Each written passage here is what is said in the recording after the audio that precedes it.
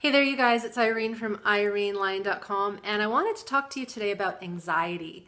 Now, the reason why is because this word gets thrown around all over the place. I've got anxiety, I always have anxiety, I have mild anxiety, chronic anxiety, anxiety disorders, it's just everywhere.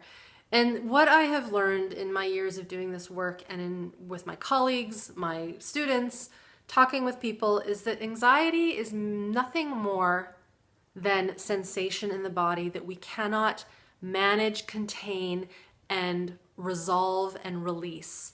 Now, if you haven't already watched some of my old videos, my more recent one called Trauma, It's Not What You Think, I highly recommend checking that one out after you watch this one, because we label this term anxiety and we talk about it as if something that is wrong. And in many ways, when someone experiences anxiety, there is something wrong going on inside, but it's not the type of wrong that we tend to label it with. Now, that's one thing I wanted to cover. The second thing is that there are many people that will try to manage their anxiety and cope and do various exercises to make it better or make it go away, or they'll take a pill to relieve it, whether it's homeopathic or pharmaceutical. And what's happening is they're not getting into the underlying reason for why that anxiety is there.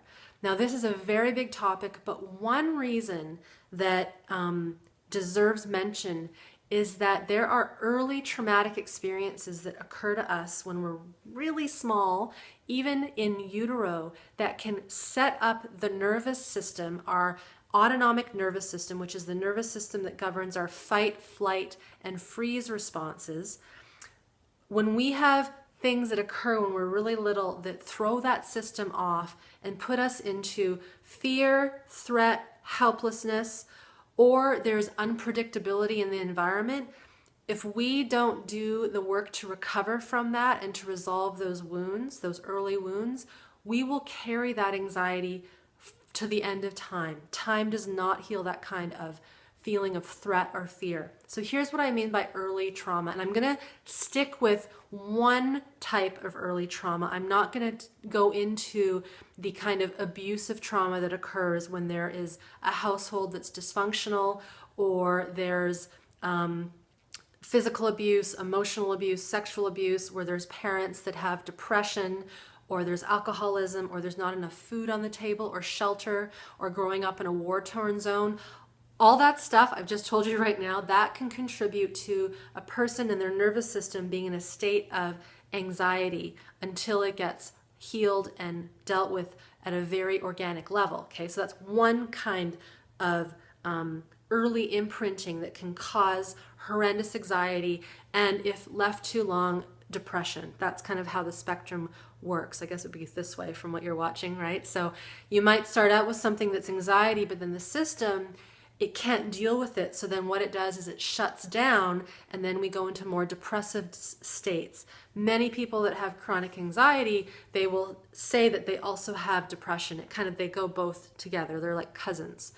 But there's another subset, because some people will walk into my office and they'll say, I did have a good childhood, I did have love, I did have care. And when I look at their history, I'm like, actually, yeah, it's not that bad. So why is this happening? But then I start to ask questions like birth trauma.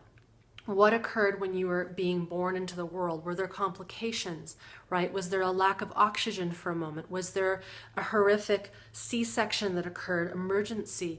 Were you stuck in the birth canal, and was your little system going into kind of near death mode? This is all real stuff. That little person is experiencing the world and they get scared.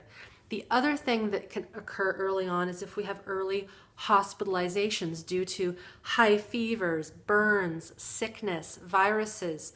I have many clients, when I start to ask clients that have had high anxiety and they cannot get rid of it, they'll say, yeah, actually my mom said they had to take me to a hospital because I had a rash all over my body, and they had to, restrain me and give me strong medicine to take the rash down. That is an event that can send someone into a very high anxiety state. Often parents will say, we get baby home and they kind of aren't the same. They've kind of numbed out. It's like they're not the same kid anymore. True stories. That is another kind of imprint that can set a system up to have high anxiety.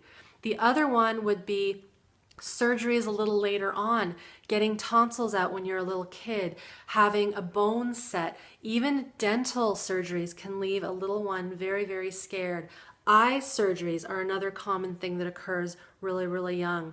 So surgical interventions can lead to a system feeling, and often under threat and helpless, because you cannot get out of that chair or out of that doctor's room. Even if you are under anesthesia, there's a part of the system that's like, I don't want to be here. The other thing that can cause to high level anxiety later in life, things like being like drowning. Many kids, many adults were once kids, they'll remember, yeah, I almost did drown out at the lake that summer and it was highly scary. I remember, giving up, and then all of a sudden someone was there and I obviously survived.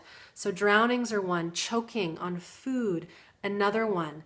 So these sorts of things, we need to look at that. We need to look at these early experiences. I already mentioned the adversity in childhood that we just know now. I'll link below here to a talk I did with someone and another interview, another Q&A I did where I talk about adverse childhood experiences. But it isn't necessarily a disease, a problem that we have to live with, but we need to approach and work with the anxiety and the sensation and the fear and the threat and the sense of helplessness at a very biological body level. We can't just manage it away, think it away, breathe deep, and drink lots of green juice. All that stuff works for some things, but for this type of anxiety that was imprinted early on, we need to look at it from a much deeper level, from a nervous system level. Anyway, wanted to just throw that piece of information out there. If you want to learn more about this work, about how to start this process, if you are someone that you had some early stuff that wasn't the best and you cannot seem to get rid of and fix and ameliorate the levels of anxiety in your life, I highly recommend checking out my site, irenelyon.com. There's a shop there where I've got lots of free goodies and also some paid programs where you can start to learn about this from a very deep physiological level. I have found that when people learn the theory, that in itself can catapult the healing process in a really good way. And then we add in some really biologically based neurosensory exercises, and you start to tune into your body in a completely different way.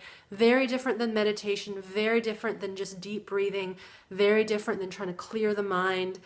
It's organic work that the body is craving. And what I find is that when people start to learn this, that part of them that went into fear and helpless mode way back then, it starts to perk up and it starts to go, oh my God, someone's finally listening to this. So I'm going to leave it at that.